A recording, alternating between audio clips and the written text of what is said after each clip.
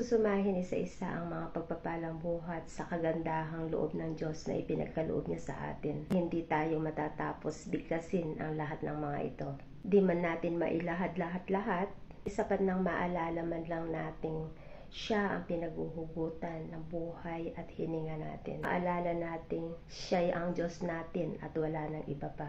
Kagandahan, kumukupas yan. Kayamanan, mauubos yan. Kapangyarihan, lumilipas yan. Kalakasan, nauupos yan. Lahat ng mga bagay dito sa mundo ay maglalaho pagkat hindi ito ang ating tahanan. Huwag magpapalinlang. Huwag magpapasilaw sa mga bagay na hindi mo mapanghahawakan sa habang buhay.